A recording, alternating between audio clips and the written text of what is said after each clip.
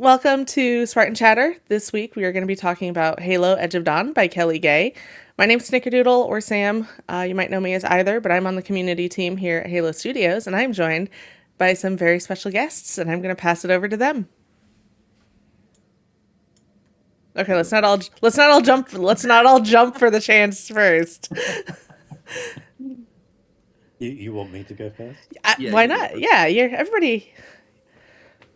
Well, I'm a regular here, I guess. So I'm Alex Wakeford, franchise writer at Halo Studios, working on all things fiction, and also editor on this book, which was really great fun to work on, and can't wait to talk about it. Yeah, I'm Jeff Easterling, the senior franchise story lead for Halo Studios. Longtime listener, first time caller.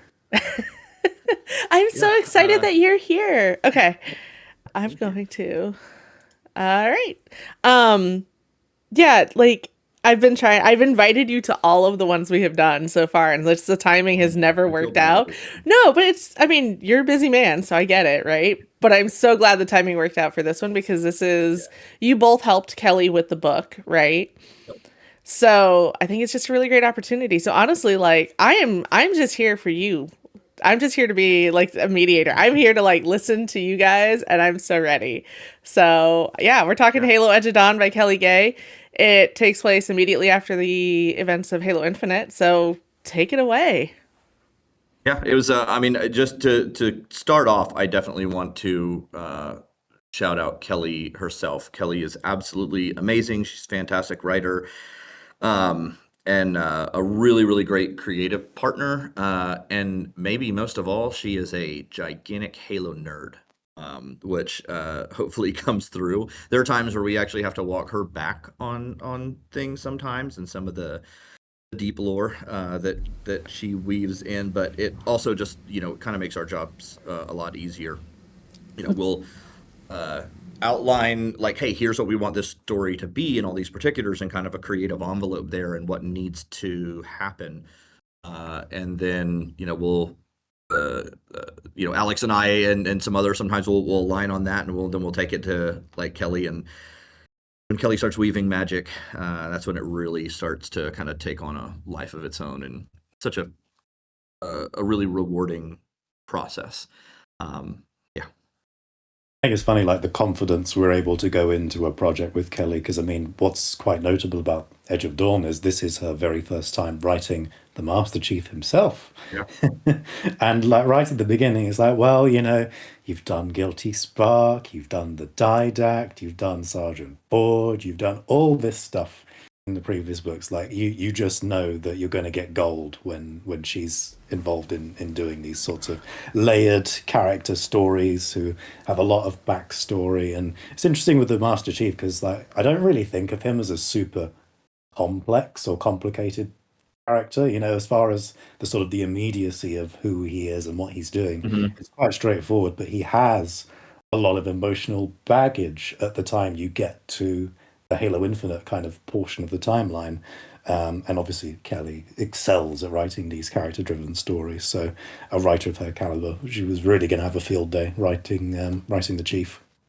Yeah, it yeah. It's oh no, go ahead, Sam. no, I was just gonna say reading it like you wouldn't I honestly didn't put together the fact that it was her first time writing Chief because it seemed so natural, right? But then when you lay out all the characters she has written, it's like, well, I mean, if you can handle the Didact, you can almost certainly handle Chief, right? Like They're very similar, I guess, in some ways. it's no slouch in a cast of characters that she's handled, and she's done such a really good job of it.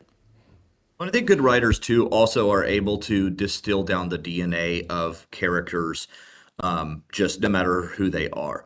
And when you're able to create something and moments and traits that are just emotionally resonant, like kind of for all of us, that really helps. And that helps kind of showcase any sort of character or scenario in a relatable and believable way, even even if it's set hundreds of years in the future, or on a different place in the galaxy, or something like that. Like it really does come down to kind of a lot of the emotional execution of portraying the events.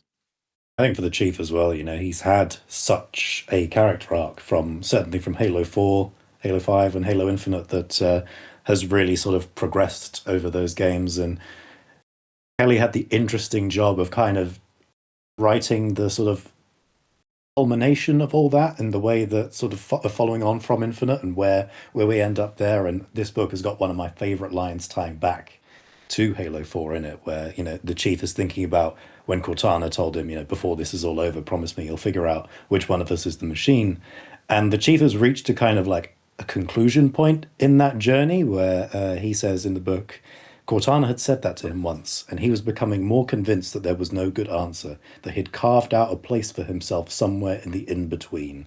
And that's kind of where he's sort of found his peace, which I just really love. I think it's really great to sort of see the Chief kind of come more into himself in that kind of way. Not in a sort of super like he's changed in all these dramatic ways, but he's worked through things, Well, and I think that helps strike that balance of like, something that works in a game where you can be the more kind of older school, straightforward, soldier a few words, Clint Eastwood type, like, and then you can go the opposite and all of a sudden be like, and now let's get into all of the emotions and make them really chatty and whatever. Like, but this is a way to kind of land again, like thread that proverbial needle where it's like, hey, everyone's a little more complex always than they're letting on. And man, our boy John 117 has had an adventure for sure. And so there's of course going to be things that, complexities that make up who John is as a character. And Kelly just did a really great job of showcasing that without making it feel like it was a bunch of extraneous additional layers of exposition and things like that, all kind of layered over. Yeah. That's one of the reasons why I think this story works so well as a book in itself. Is I think the key word really is interiority. Is what are the characters thinking? What are they feeling? And how are you conveying that in a way that you really can't in a game kind of capacity or even like a comic or whatever. It's when you get Kelly, you know that this is the kind of layered character writing that you're going to get. Well, and all of that is built on a skeleton. Like no matter what kind of story you're telling and where you're telling it, like you're always building it on a skeleton of what who's here, what needs to be accomplished, and what changes. And sometimes those are very vast things. Sometimes you have big, giant, sweeping changes. That maybe change a bunch for a single character, or a bunch for a whole faction, or a bunch for a setting.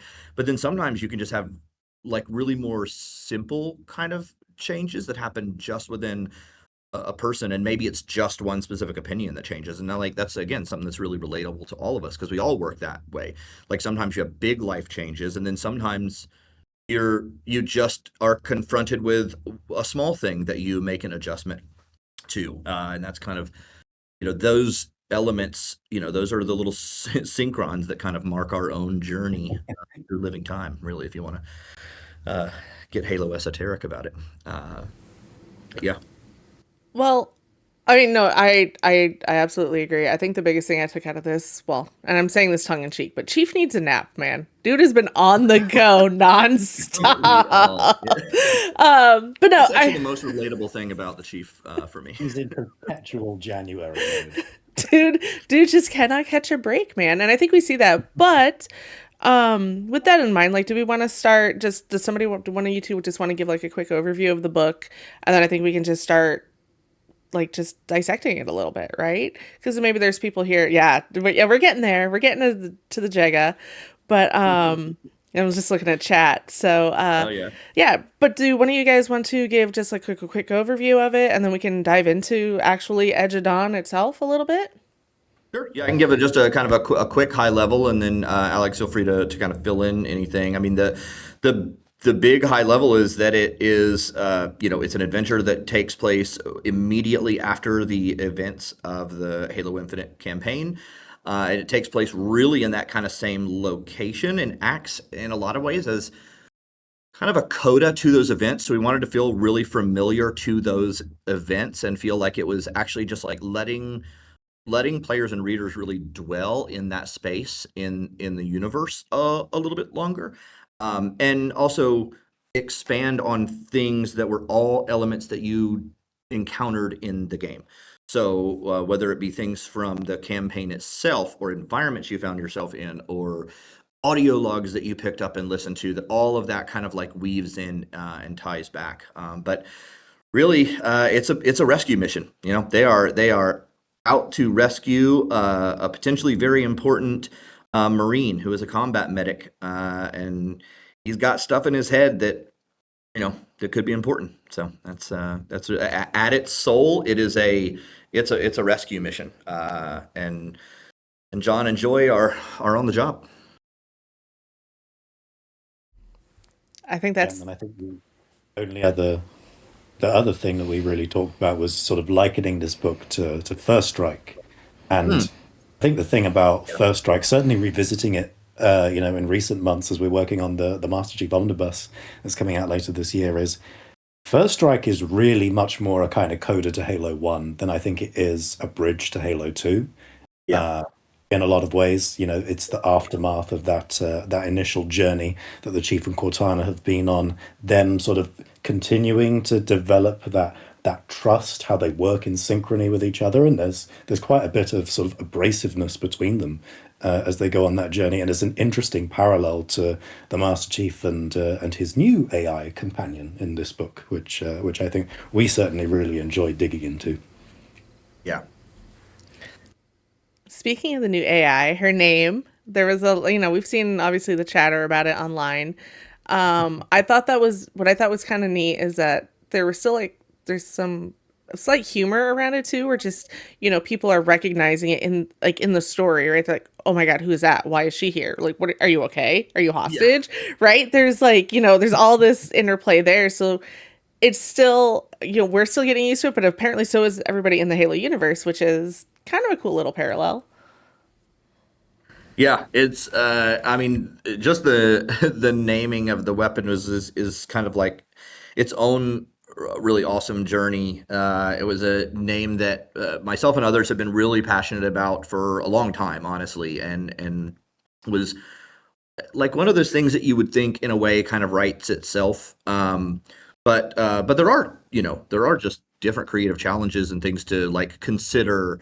There's just a lot of complexities and attachments there when you're going through that process. So, certainly kind of went through due diligence on that, but it's just like it's really kind of like validating, exciting, and awesome to see pretty pretty universal, like generally universal excitement around it. Folks really getting the connections. Also, folks like really eager to tell other people about the connections because some people coming in might not even understand all of the layers, and it's been neat to see people like almost evangelize the roots of the naming convention and the deeper connections to that kind of early Halo creative. And it just fits. It fits the weapon's personality. It fits Jen's performance in Infinite. The Delta. Uh, Another shout out to Jen, who just definitely dodges the Delta of like the Halsey, Cortana, Joyeuse. That just He plays her all three in this book. tonics is marvel. A marvel to witness. But yeah, so we were just excited to also kind of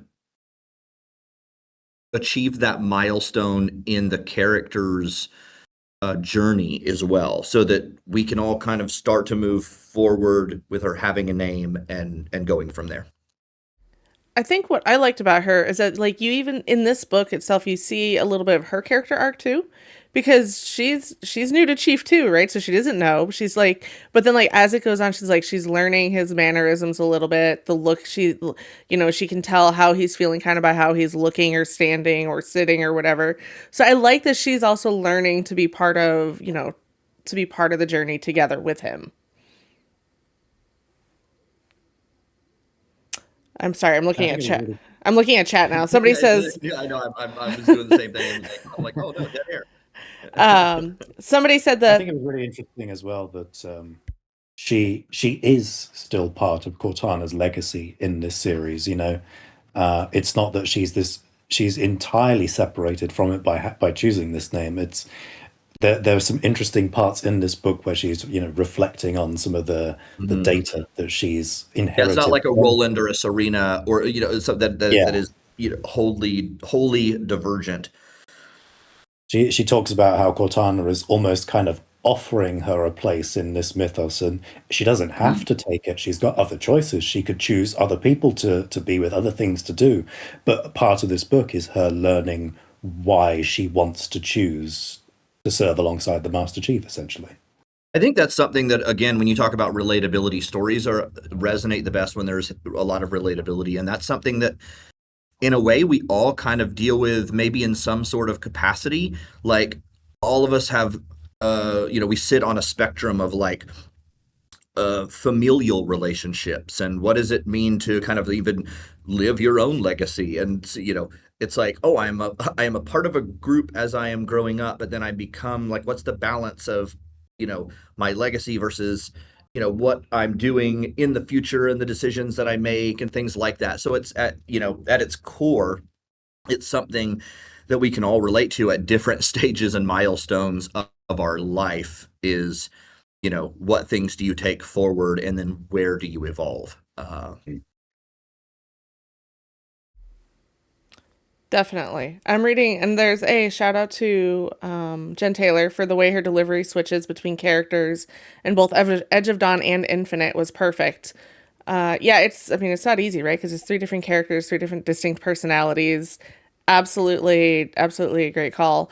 And in case Yeah. people Yeah, it's actually listening, just to jump actually just really quick there. Like, that was something uh, when we give the overview of a book, just as a reminder, the audio book is read by so Nicholas Roy, who is the voice of Fernando Esparza, the pilot. He does all of the primary narration, but he also does his character voice. So he does the pilot's character voice. Steve Downs does the Master Chief, and Jen Taylor does all of her characterization as well. So if you are not an audiobook person, I might give this one a try, because I am like an old school page turner. I want like physical media in my hands, especially from a reading standpoint. But man, do the voices just add a dynamism to uh to the story. And that was actually a key tenet from the very beginning of the story. I was really adamant, and probably annoyed everybody that I talked to about, like, when we do this audiobook, it is imperative that the voices are saying. And part of that was actually the naming, the Joyeuse naming stuff. Is it was important that it came kind of like from Jen first, in a way, if that makes sense, which we expanded on even further with the reveal at the Halo World Championship, which I was really excited that we were able to do it in that fashion, to make it something for all fans to discover together all at one moment as well. But just big shout out to folks, and I also see some love for Deborah Wilson, who Is amazing. reprised her role as the Harbinger in the adjunct, and that was an absolute treat. Absolutely goosebumps when getting the recordings back for that. the excerpts we have from her that we got from Simon and Schuster were so good. Just an Yeah. absolute, yeah, Such a masterclass pro. is, yeah, incredible. But yeah, I mean, overall, I like you actually brought up what I was going to say, which was that it was voiced by the characters. So if you missed that in the audiobook, definitely this is one I am also a page person, so I definitely read this, Mhm. but this is one I may give a shot on an audiobook. I have a lot of long drives sometimes during the week, so maybe I will give it a go. Well, I think it's a way, and it's not our first time kind of doing this. We've had Tim Dadabo read stuff. We had one of the best examples more recently, also with another one of Kelly's books, was Epitaph, where we had Keith Sarabaika, who is the voice of the Didact, read that. And again, that was kind of part of the when the creative is coming together for that, you really hear the story in the voice. And I think it's something that, whenever possible, it's just a way to bridge the experience as a player and the experience as a reader together and just make it feel more seamless, because different mediums are really at their best for different types of stories. But whenever you can find those common threads from an experiential standpoint, I think that's really powerful. Epitaph especially, it's a journey into the soul anyway. It's such a catabasis for the didact that hearing it from Keith himself, and especially after we've not seen that character for a criminally long amount of time, to hear him whole and as he should sound like, it's like, this really just brings that emotional experience of the book together. And I think it's similar for this book as well, where if you're going to take this next little step in the Master Chief's journey, Joyeuse's journey, the pilot's journey, you really want to hear it kind of from the horse's mouth, so to speak, and to actually hear Steve delivering these lines, to hear Jen, when the name reveal happens for Joyeuse and she lets out the joke, she's chosen the name. Incredible moment, sold. Obviously, by the writing itself is fantastic, but to hear it performed and to have, Nicholas's kind of shocked reaction to that, it was just golden. I think that moment was like, we're in for something great here. Yeah, I'm so happy that win. I am catching up on chat. Chacklock has arrived. He says, "Welcome to my tower." Someone says, "Free my boy." So we are. Thought we couldn't care that. But okay, so we know the characters, like we've set the stage. Like, do we want to jump into the actual story a little bit? Like, Pilot, we know he's here because he stole the Pelican, right? He's just like, I'm out, I'm taking this, I'm saving myself, right? I mean, and can't really blame him. I mean, he's human, right? You want to survive, fight or flight. So, well, I mean, speaking of survival, not Chacklock, but our boy Jega, who is just one of my favorite characters. And it was really cool to be able, like, we've alluded towards it in other elements, I think, in the encyclopedia and in a couple of spots. But early when we were, like, even in Infinite's development, when we were developing Jega, the opportunity to kind of tie it in. Headhunters is like one of my favorite Halo stories. And so, like, being able to tie it in, I love the Silent Shadow. And so being able to kind of like tie Jega's past in there, which is something that's really cool, because it's not something you need to know at all, but it is one of those like cool, deeper elements that if you're a deeper lore fan, that is a really cool thing, and starts to make you think like, I see a lot of like logic behind how Jega kind of got to where he is. And that was also to, when talking to Kelly and kind of going over Jega's backstory with Kelly so that she could, flesh that out, literally. Like, that was just a really fun part of the process. And Jega, to your point, Sam, Jega becomes a thorn in the side, and kind of like that Banished perspective, dealing with the fallout of kind of those immediate Infinite events, as well, for the player and the reader, is to get some perspective on that side. I thought it was really interesting to see, like, from, his thought process on things, right? Of like, he's clearly not afraid to get information by any means necessary, right? But to see him basically like the Harbinger really wanted that guy. Why did she want that guy? I want that guy now, right? Just like, if she wanted him, I want him. Know why that guy's important, but now I want it. Yeah, that's really what it was, right? He's like, I don't know why he's so important, but because he's important, he's now important to me, and I want him, right? I can't have him. Nobody gets him. I mean, facts, right? And that's what happens, and that's why John and Joy are now on this rescue mission, right? To rescue Lucas Browning. So, because we did say there were going to be spoilers, by the way. So if you're listening to this and you heard a spoiler, that's on you. Just gonna throw that out there, because I don't want to like dance around it too much. But yeah, that's like all he knows, right? Is that this guy is important to the Harbinger. Nobody knows where the Harbinger is at this point. He's just like, whatever. But that wasn't mine. That was hers. He was important. So yeah, now I want him. Now he's mine. I'm gonna get him.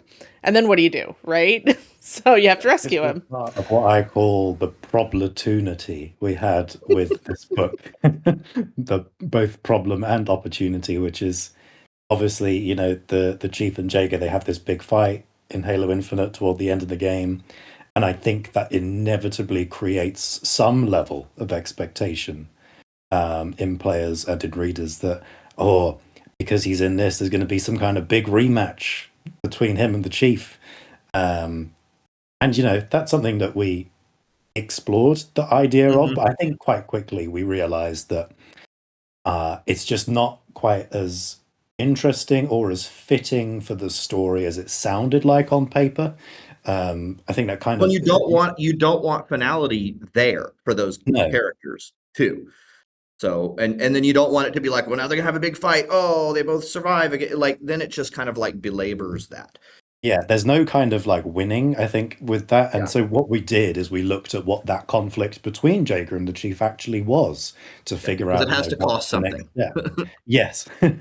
So what happens at the end of Halo Infinite? The Chief kills Escharum. That's it's the closest thing that Jaeger had to a friend. It was his bestest buddy. And if that's a spoiler to you by now, shame on you for not playing the story. No, I'm Yeah, kidding. Go it's one play of it. the You've had early time. releases. And the Chief kills Escharum because Jaeger wasn't able to stop him at the House of Reckoning, which great mission. I love that mission. And so as a result, the Chief has taken something from Jaeger, and what Jaeger decides is he's going to take something away from the Chief. And that really kind of informed how we were going to tell that next part of the story and the conflict between them, because it's not about Jaeger physically striking back at the Chief. It's how we used Lucas Browning as kind of as the key to that, because the Master Chief himself, he's a protector.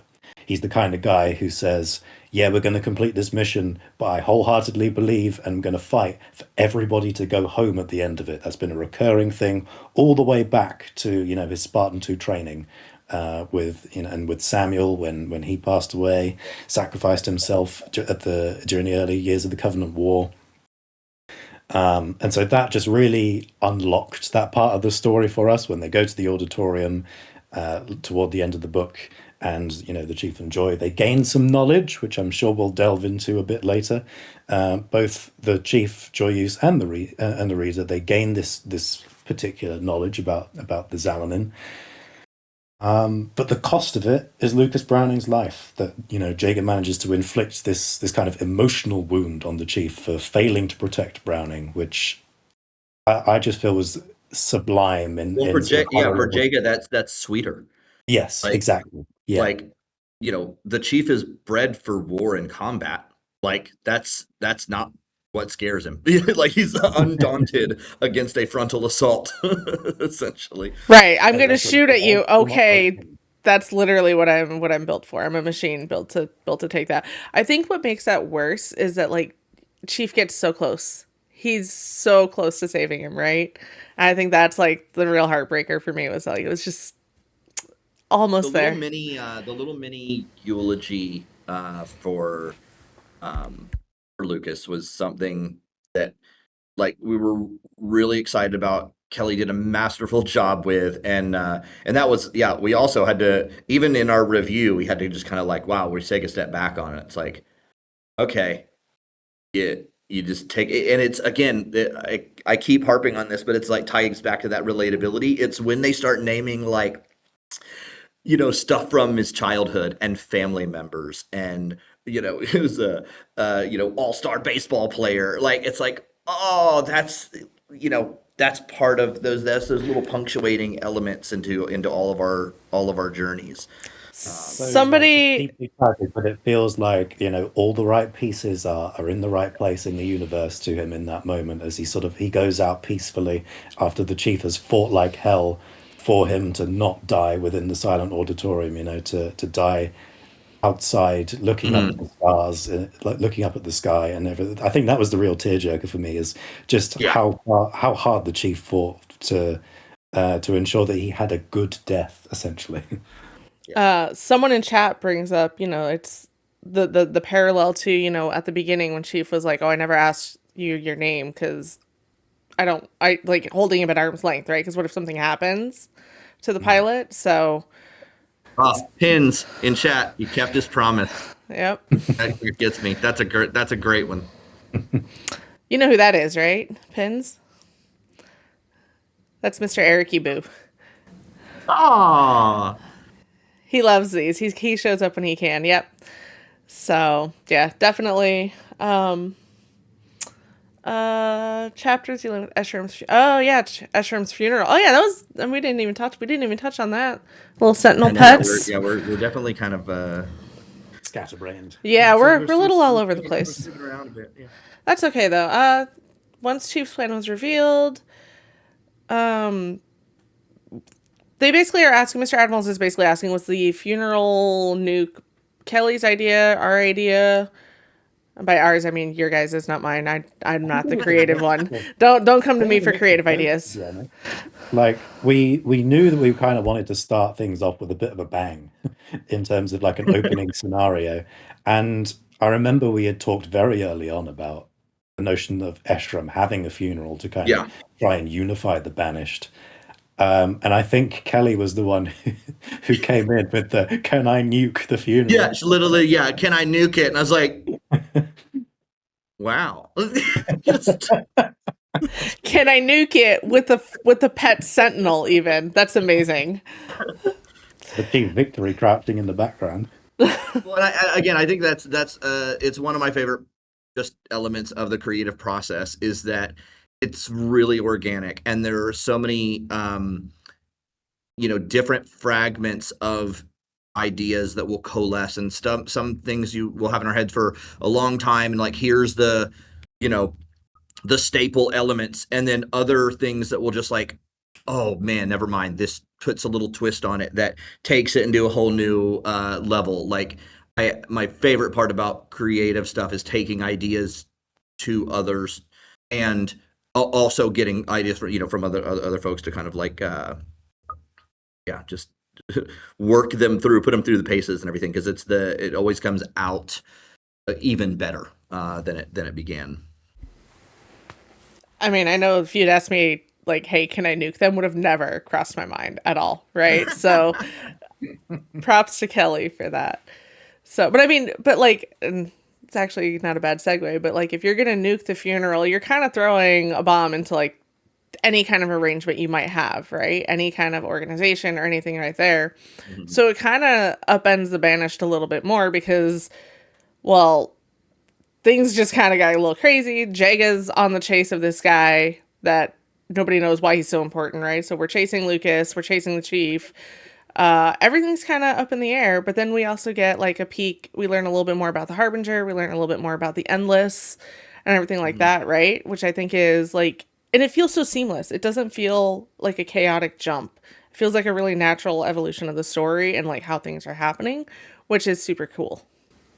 Well, and it was important that it wasn't like, oh, here's a big giant exposition dump of a bunch of new things. Like it needed to feel really kind of like organic and connected, but we wanted to make sure that it came across that like, hey, this element of our universe isn't like a forgotten thing, and it has a place. And then also like, what are some of the, what would some of the events that occurred in the past, like now viewed through a lens of characters in our quote modern time in Halo, how does that affect? How does that put a new kind of spin on that? And then again, you kind of contrast that again with the Banished, like you just said, Sam. Like it's a destabilizing element. It's not like, oh no, now the Banished are gone, but that is it's its own big kind of blow. And even the organizational structure and nature of the Banished mean that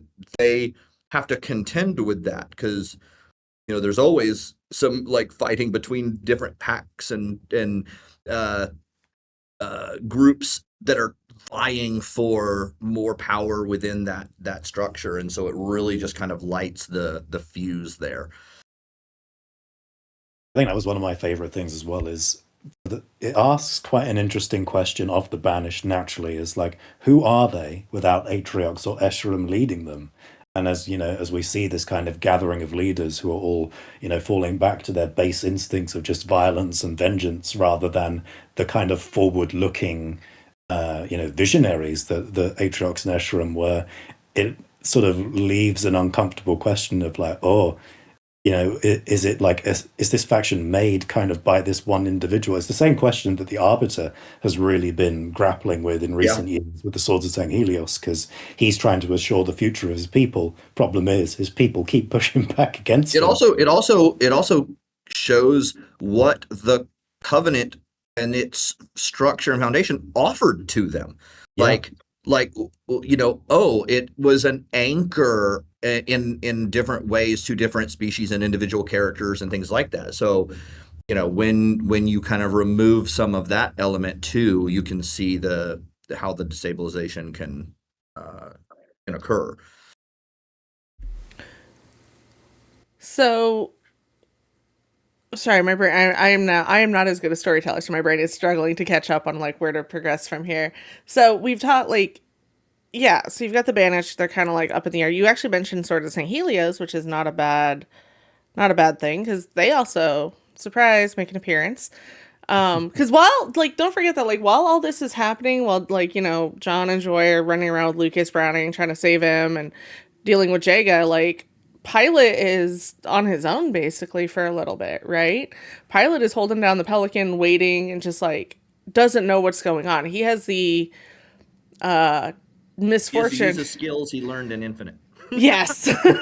He doesn't have a little AI helping him, right? He doesn't have like the armor that can tell him who's approaching or whatever. So he's just up there. He's kind of feeling stuck. He's nervous and scared and He's also the cowardly lion of the group, right? I mean, I think of Infinite's cast in the terms of the Wizard of Oz, where you've got, you know, the chief who's the Tin Man, Joyeuse who is Dorothy, and the pilot who is very much the cowardly lion. So he's not really been on his own in a situation like this for a little while, which was an interesting kind of position to put him in.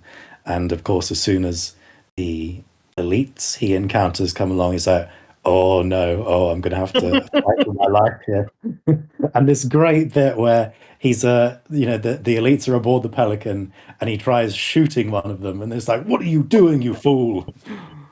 yeah, he even says like I love your that shots so are much. you're gonna kill us Yeah. with those shots or something. You could Yeah. hurt somebody with that. Yes.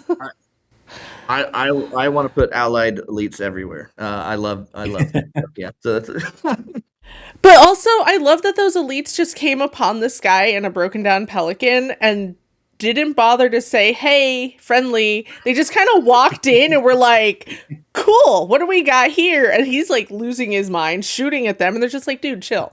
We're here to help. And he's like, how is he supposed to know that? how could you possibly not see us as friends? Right. That's kind of like this guy has been like, he has been through it, but he's also stepped up, right? Because I think at one point he even is like, I want to atone for like maybe not the same words, but the affected like the vibe was basically, hey, I messed up by taking the Pelican and running away, so I want to make up for that by being brave, basically. And so I don't remember at what point that came up, but I thought that was like a really interesting introspective, you know, he's learning and he's trying to grow and be more brave and everything like that. So he sees these elites, he's like, I gotta remember what Chief told me. Where's my gun? Where's my snacks? And he's like, shoot. And they're like, dude, chill. We're here for fun. And I love that there was even humor later because when Chief is like, you know, we need an evac now. And he's like, we're on the way. And he's like, that's not a Pelican. He's like, yeah, that's in the shop. I got a rental or whatever, right? I got a loaner. It's like, that's pretty good to have that kind of level, like that kind of quip in the middle of like an actual firefight.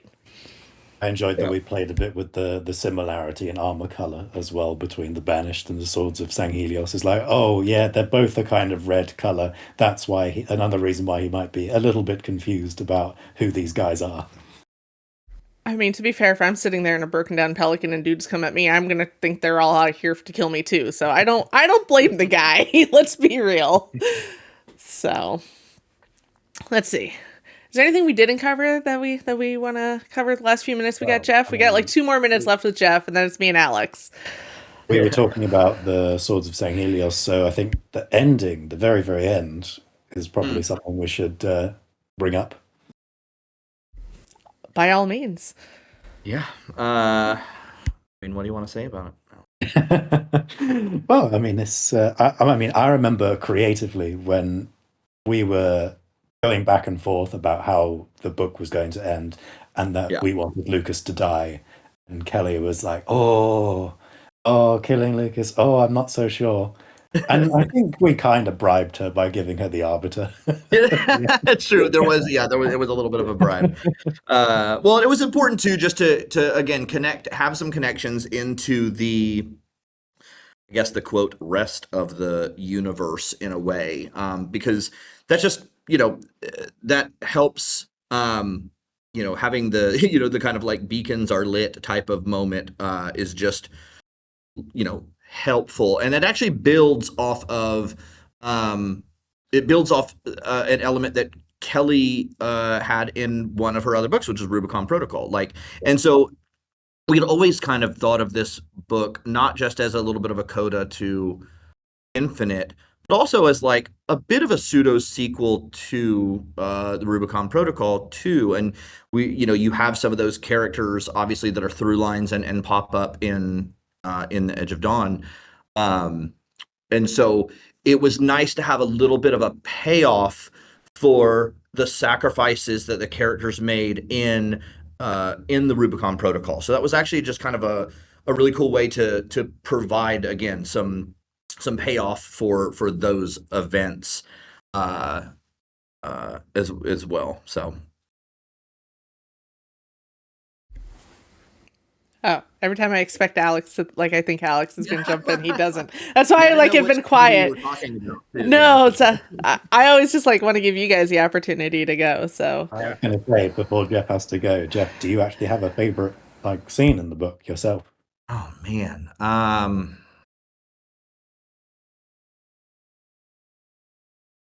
remember when we were doing our read-throughs, you're probably staring at the ceiling. I'm literally trying to find it. It's actually really, really tough. I mean, I'm really partial to the naming of the weapon just because that was so kind of long in the making. And there's so many elements there. Again, the kind of eulogy for Browning, getting to dive a little bit more into the Zalanin, just having Jega back. He's it's really hard. It sounds really cliche and a cop out to be like, I can't possibly pick a favorite part, but it is it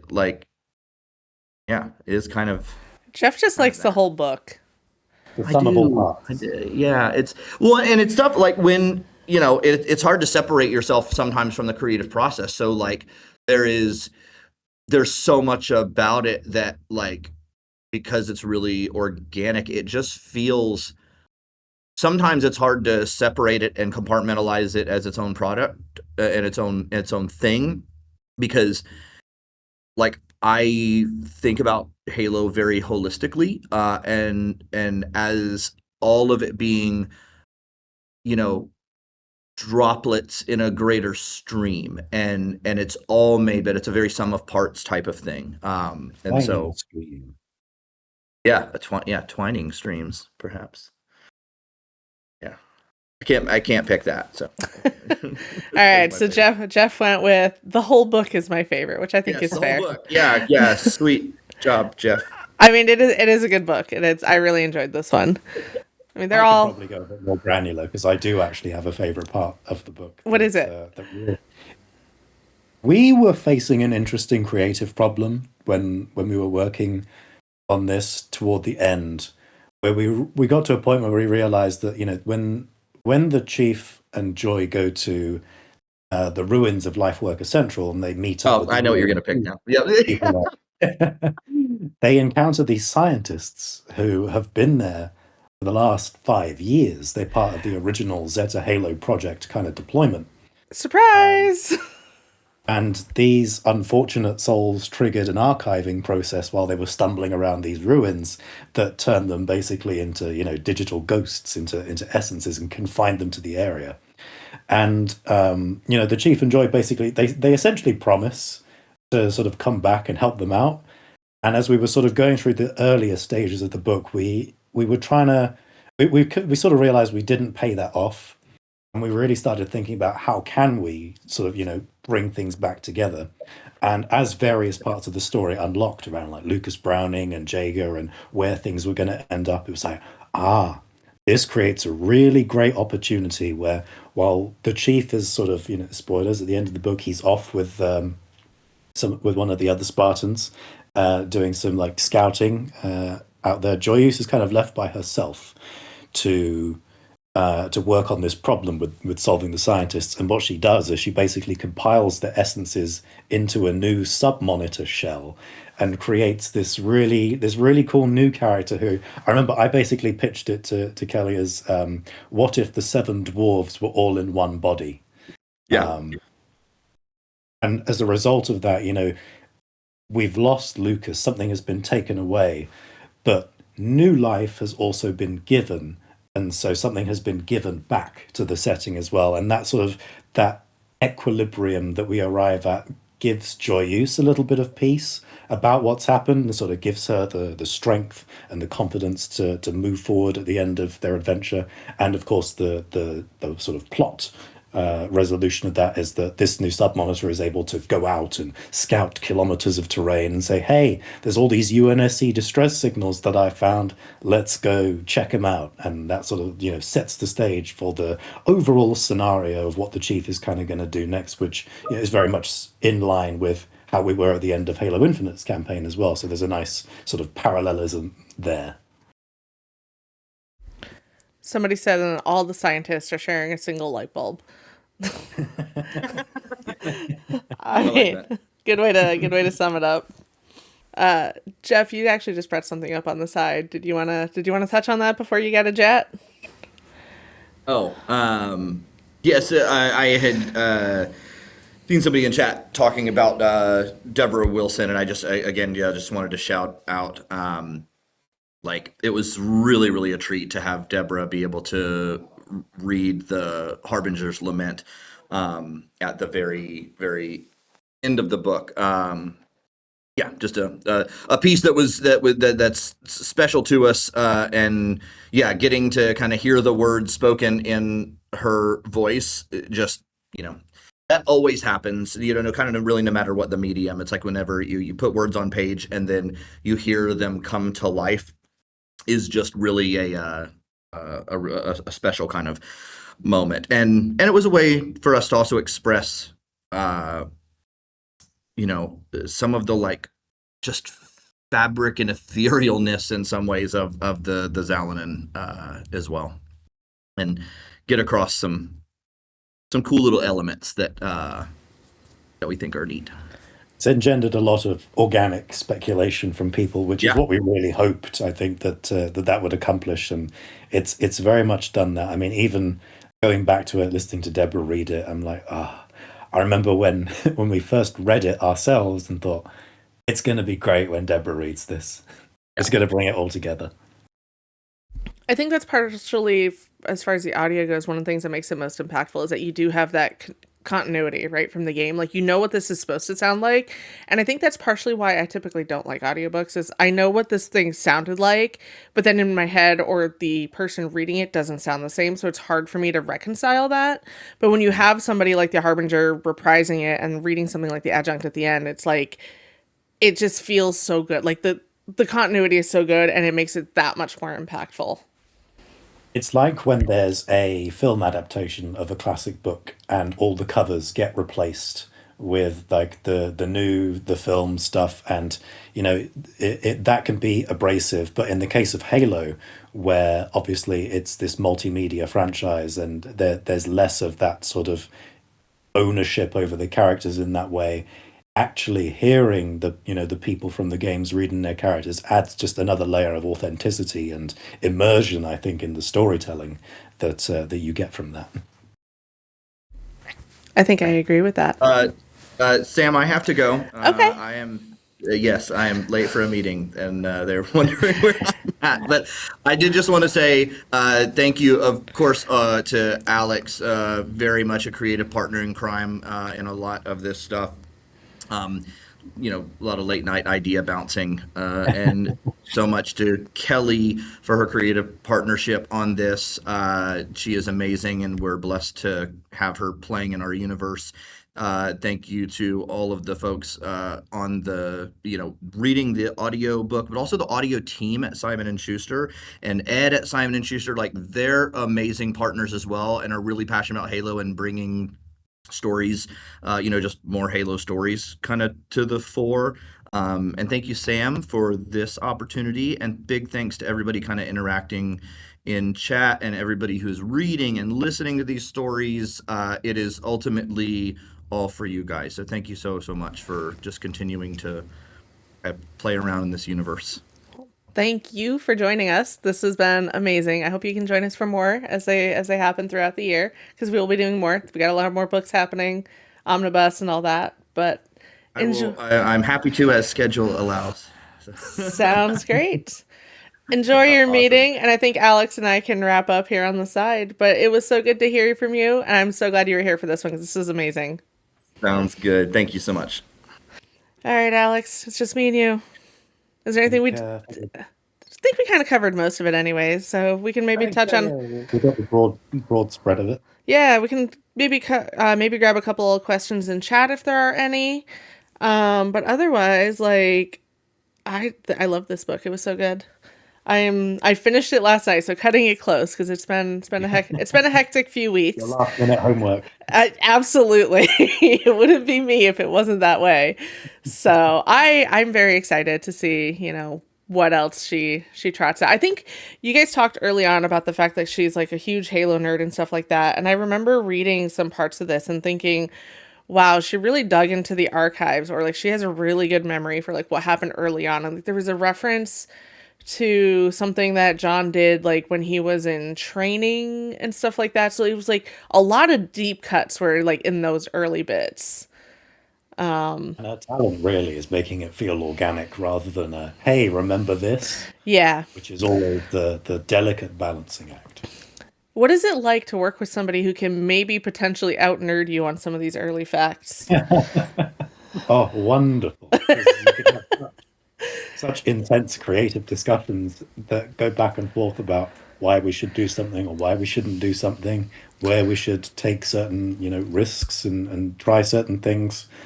And everyone in the room has, the confidence and the knowledge base to argue their corner and say, this is why we should do it. I wholeheartedly believe that this is the direction we should go.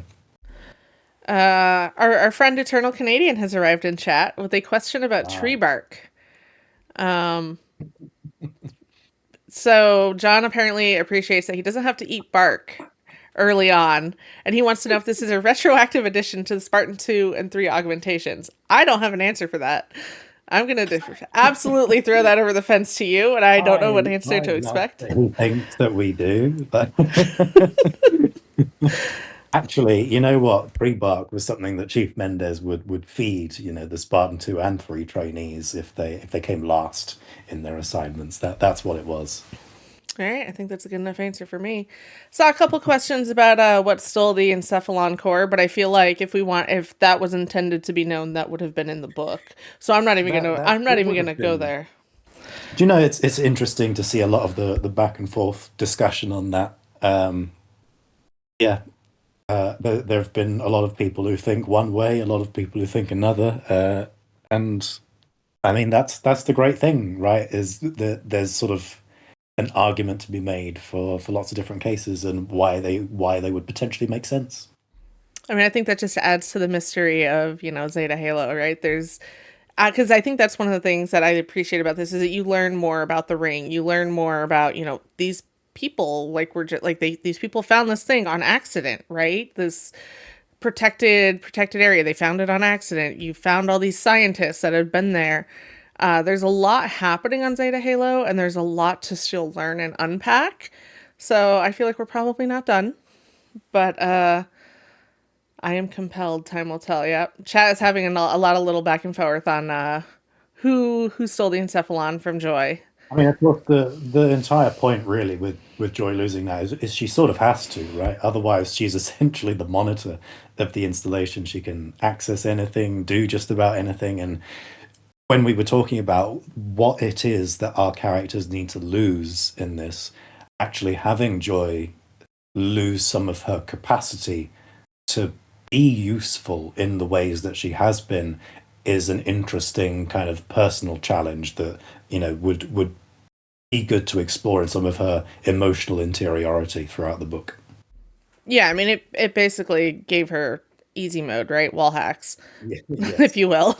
So can't have that. You gotta can't be, it won't be wouldn't be as heroic or as inspiring or as impactful if it was literally just as easy as I can see everything. Is it acceptable to shorten Joyeuse to Joy? I mean, she calls herself Joy, so I think shortening it is perfectly fine in my opinion. Yeah.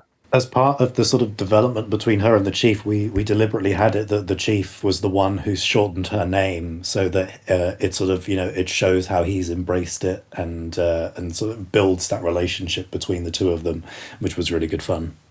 But I also like that she leans in on that, right, later on, because Yeah. somebody, I forget who it was that they introduced her to, and they lost their mind because, oh my God, you're Cortana. She says no. And the guy's like, are you sure? She's like, well, if you're nice to me, then maybe I'll even let you call me Joy. Right. So she's kind When of, Hallback calls her like little miss. yeah, exactly. So I think she's like learning to, okay, this isn't so bad. This is what, this is a nickname and everything like that. So I actually haven't had a chance to read this one. Mock, you have to read this. This one is the one to read. Check your library. I listened to. Local library might have it. If you like audiobooks, you can also check your local library. Often partners with Libby or there's other programs that you can rent audiobooks from them. So worth checking. Okay, I think we have now reached the unrelated question portion of the chat. So maybe it might be a good time to wrap it up. So was Spartan? Yeah, I think we are still. We're starting to get definitely off course here. So let's wrap it up. I think maybe. So at the end we see Vale, Swords of St. Helios, but we already knew that because Esparza almost killed himself and them when they came to just walked into his pelican. So we knew about the Swords of St. Helios, but that's where we also find out that there are a lot of people left from the Infinity floating around, right? Can we learn all of the secrets of the Endless, like all of it right now? Imagine if we did that right now. 23 people would know and nobody would believe them. I think that's the best part, is that we could tell them and nobody would know.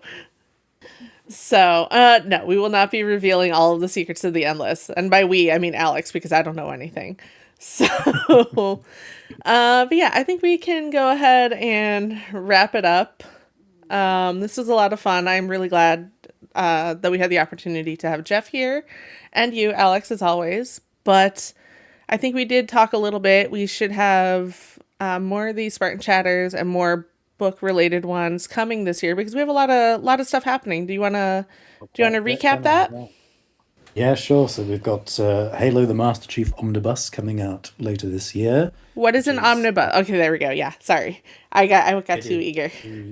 Collected edition of The Fall of Breach, Blood, and First Strike, inclusive of up-to-date changes and corrections, which is going to be great because, those books, being early as they were in the franchise, do have some dates that are mistaken and little typos here and there. So fixing that up and having a few bits to connect better to the game regarding the Pillar of Autumn, which is one of the last sort of outstanding remnants of problematic lore elements in that particular story. That's going to be good. We've got the Waypoint Chronicle anthology, which collects all of the short stories that we've done over the last 3-4 years now on Halo Waypoint and on YouTube. It also collects all the intel and the Armory Infinitums, and on top of that it has 10 additional short stories in there, which you should definitely be excited for. We will be teasing 2 of them in our next Cannon Fodder issue, which I believe is this Friday. And then toward the end of the year we will have Halo Parasite's Wake, which is a new novel by Tim Leben, who is a wonderful new author coming into the Halo universe. He's written Star Wars, Firefly, Alien, and Predator. He's very much a horror writer, and we're leaning very heavily into that as we explore a a group of soldiers from, or rather Marines from the Pillar of Autumn on Alpha Halo, led by none other than Staff Sergeant Marvin Mabuto, who people will be familiar with from his fate in the novel Halo: The Flood. And I do want to shout out that the cover for is, I think multiple of these are being community created, right? Like I know Parasite is Rythaze. Correct. Can you remind me who's doing the other ones? I think I've seen 3. I cannot, because we've not said it yet. Oh. Oh, well then. Okay, I am glad I didn't say anything beyond that one. Closest I've come to spoiling anything. My bad. But that one we talked about, right? Yeah. Yes. Rythaze is doing the cover, and I guess on that I can announce that we will be showing that cover in 2 days' time when the Cannon Fodder issue goes out. This is completely, well, it's not related to Spartan Chatter at all. I'm very excited for this Cannon Fodder. I don't know what all these stories you've been asking us to write up are for, but I'm so excited to read them. Mostly because I know what I wrote and I think it was pretty funny. So I knew that you would do that, so I was excited about that. I just hope I lived up to your expectations as somebody who is not a writer professionally. I tried very hard to make it good. So, all right. Well, I think on that note, we can probably wrap it up here. So this has been a ton of fun. Thank you to everybody who joined us in chat, anybody who joined in just to listen, and thank you to everybody who's catching this on YouTube later. This was a ton of fun, and we'll be back, maybe not next month, maybe in 2 months' time for the next one. Thank you.